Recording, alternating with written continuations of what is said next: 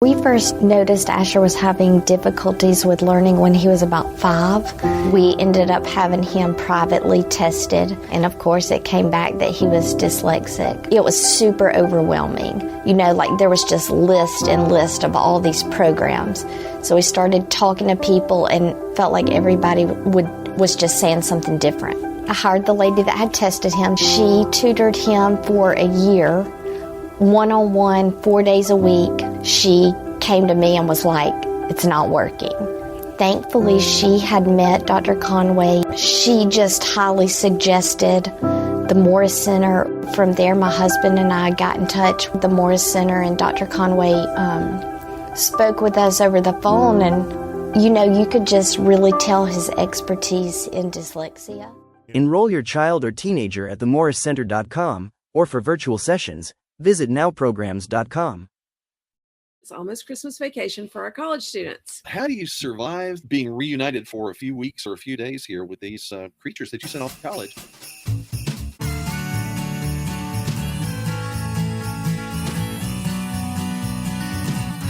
Well, hello, everybody. I'm Hal. And I'm Melanie. And we want to welcome you to another episode of Making Biblical Family Life Practical. This is practical. This is really practical. It is almost holiday vacation. It's almost Christmas vacation for our college students. Well, we just had Thanksgiving.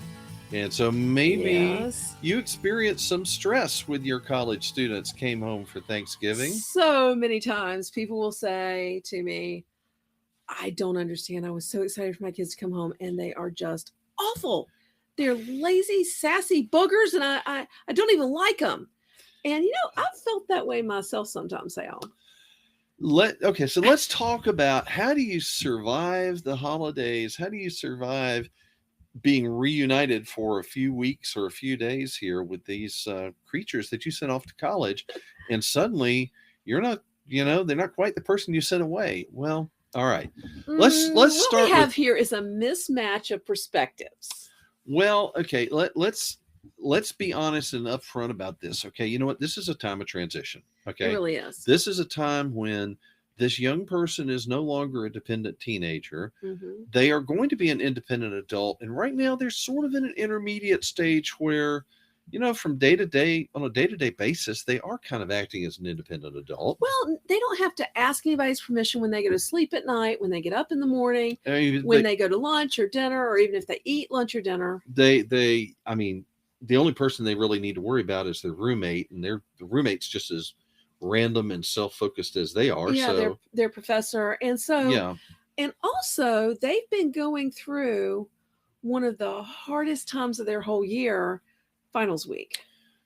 Especially if you're looking at Christmas break, or if you're looking at the end of the spring semester. Yeah, they've just had a really bad couple of weeks with finals and all the rest, and maybe moving out of the dormitories or whatever.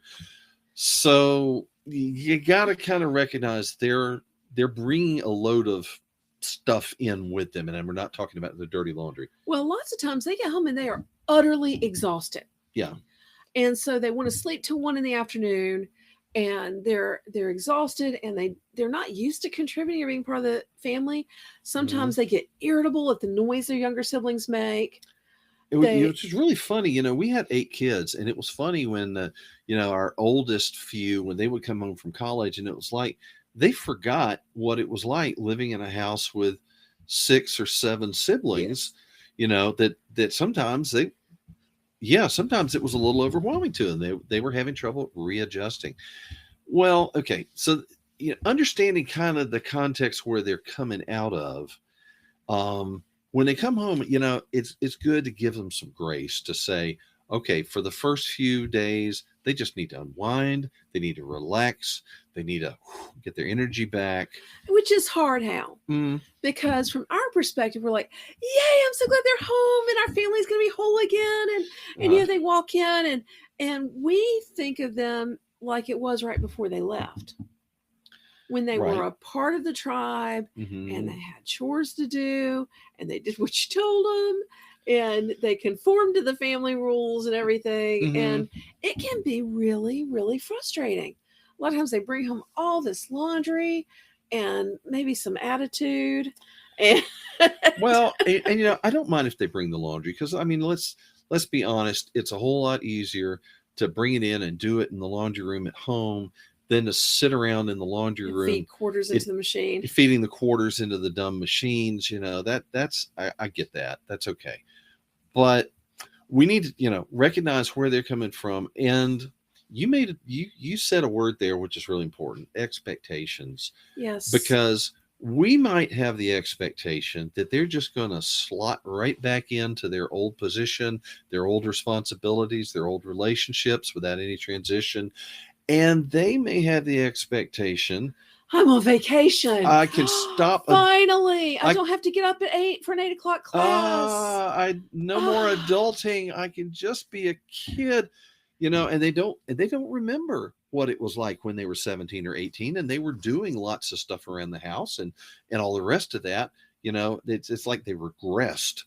And one of the ways that you deal with expectations is to be upfront and maybe to talk about it beforehand. It doesn't have to be we have to talk, have a serious kind of thing that way, but just to say, hey, you know what, you're going to be coming home in a few days. Need you to kind of be thinking you're transitioning. Your younger siblings going to be super excited to see you, and they're going to climb all over you and talk you to death. And you need to be patient with them because one day they're going to be grown ups that you're going to want to have a relationship with. And you know what? Let's be honest. As a guy working all day long in an office away from home, I used to have to take my time in the commute coming home to kind of put on my family face, to get my brain back into, I'm leaving the office at the office and I'm coming home. And when I come in the door, the kids will be excited. The dog's going to be excited. The wife's going to be exhausted. And I need to be on my family game and not dragging in and saying, man, I had a terrible day, even if I did.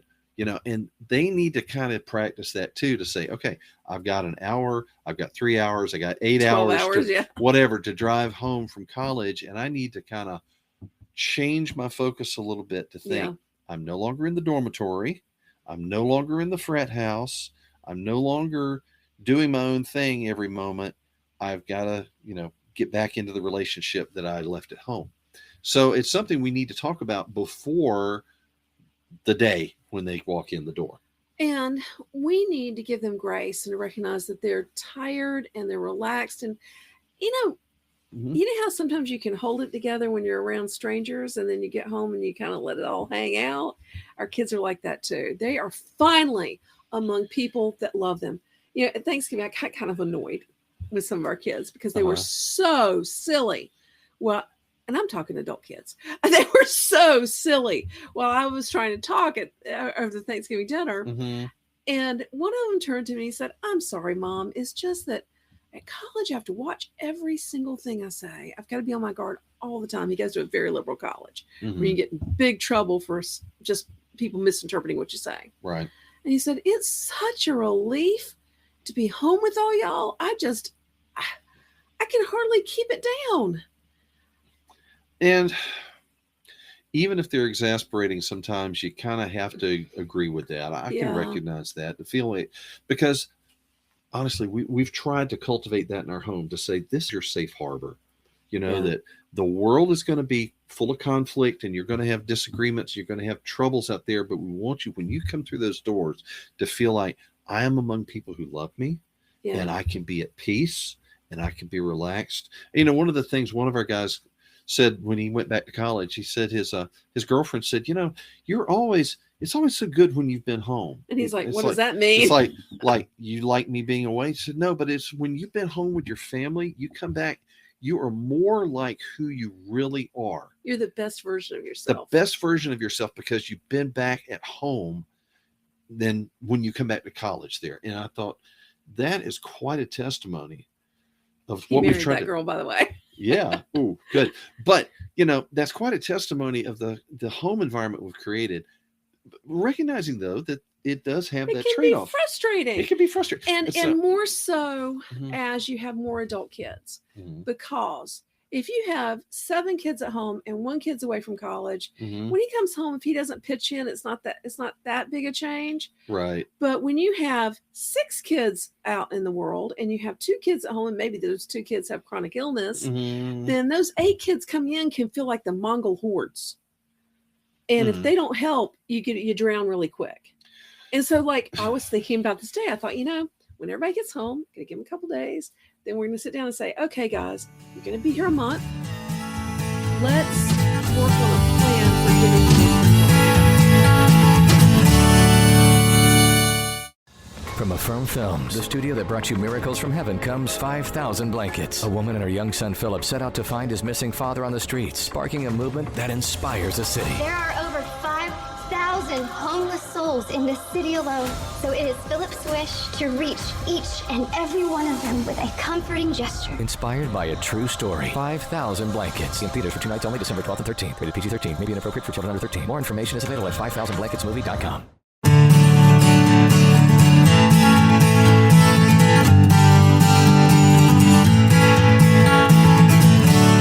And one of the things you need to kind of coach them on a little bit is to say, we recognize that you are not the dependent teenager anymore. You are one of the young adults, but you're still part of the family.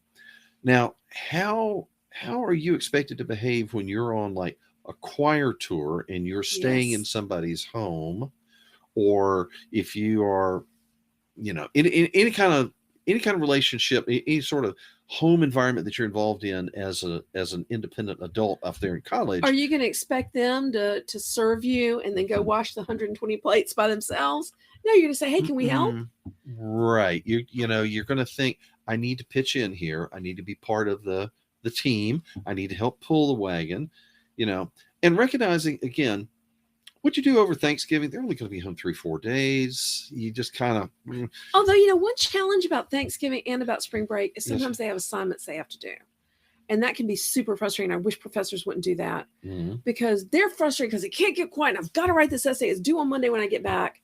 You know what? That's a great time to say, hey, we love you and we recognize that you have this work you can't avoid.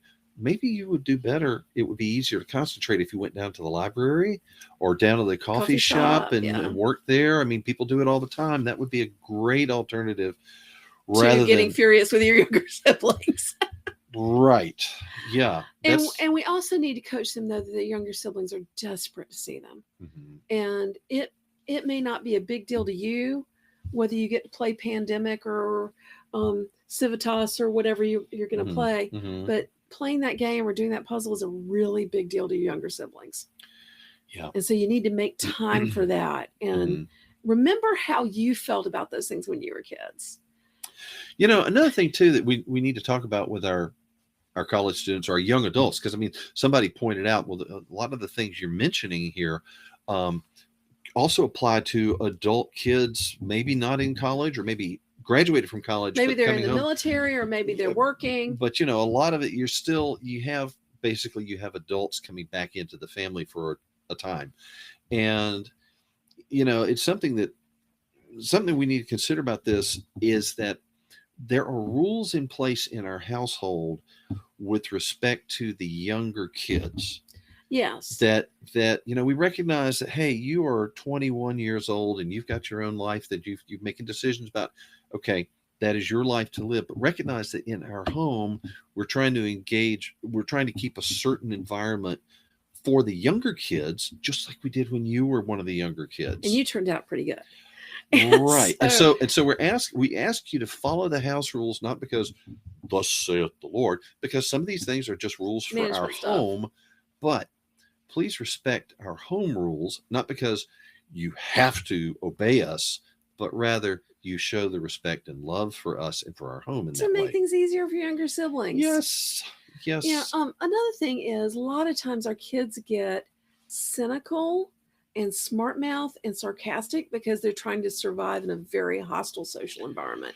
Well, this is something, especially with guys. I think, especially with guys, we need to remind them as they're coming home. They may be the conservative Christian that everybody laughs at how conservative they are at college, but the raw humor and the biting sarcasm may seem very out of tune at home. Or the physical, humor and joking around and stuff like that may be a little bit intense in a smaller home with small kids or with elderly relatives visiting. Yeah, so just tell. Can you tone this down? Recognize you're not in the dormitory.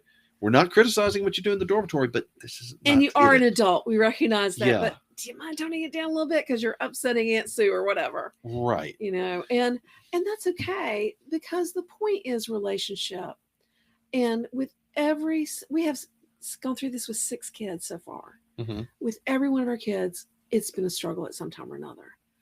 But if you work through it with respect, with gentleness, with love, giving each other grace, you build the kind of relationship that makes them want to keep coming home. And that's what we want. And, and that's a good thing. One called home today and said, Mom, we'd like to come Wednesday morning before Christmas and stay through Christmas. And I was so excited. You want them to want to come home. But how you handle this will really impact that.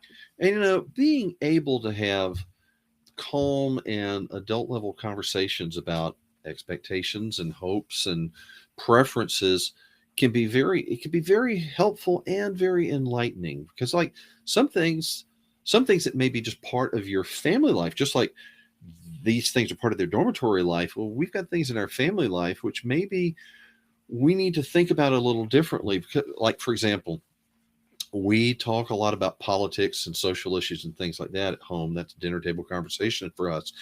But one of our sons is going to a very liberal college, and he's just being hammered all the time with all of this stuff. And he really, for him to relax and to have the rest that he needs during the breaks, he kind of needs to step out of that argumentative world. And he's asked us, he said, can we not discuss this right now? And so, out of love and respect for his needs, we try to moderate some of our habits and discussions, just recognizing that that's a very reasonable request. And he asked it in love. Just show love to one another. Just to show love to one another. Grace. Love and grace in relationship. And, that same thing could be just the sort of, hey, kids, could y'all play outside? Because your brother's trying to rest, or your brother's trying to finish this paper or whatever. Can we give him a little bit of space, a little bit of peace here? Because if we have these conversations in such a way that to say, hey, may I request this? Would you do this out of consideration? Not making demands, not being angry or argumentative about it, but just say, hey, can we work out a way to live together for this few days, recognizing that the demands on my attention and time and emotions are different now than they used to be. Yeah. When we can have those discussions, we can build a stronger relationship going forward. Yes. I think as they move into independent adulthood and their own households and all the rest of that. So may the Lord give you the patience and the self-control to build a good relationship with your adult kids. And I hope you have a wonderful Christmas holiday. Look, we want to invite you to come out to our website, raisingrealmen.com. We've got all kinds of things there that are great gifts for either for Christmas or for the months ahead with our subscription box, Craftsman Crate. If you're listening this week, click at the top where it says holiday sales. We have sales on things we've never put on sale before. That would be awesome. We would love to have you come out there and do some of your Christmas shopping with us with our small family business. That would be awesome. It keeps this ministry going. Merry Christmas. Merry Christmas from both of us. Bye-bye. Bye, y'all. You've been listening to Making Biblical Family Life Practical with Hal and Melanie Young. If you found this program interesting, challenging, and encouraging, why not join us on the web at halandmelanie.com. That's HALANDMELANIE.com. Or follow us on social media. You can find us on Facebook at Facebook/Hal and Melanie or Facebook.com/Raising Real Men. This program is a production of the Ultimate Homeschool Radio Network. Join us next week when we'll be back to talk about making biblical family life practical. Until then, thank you and God bless you for listening.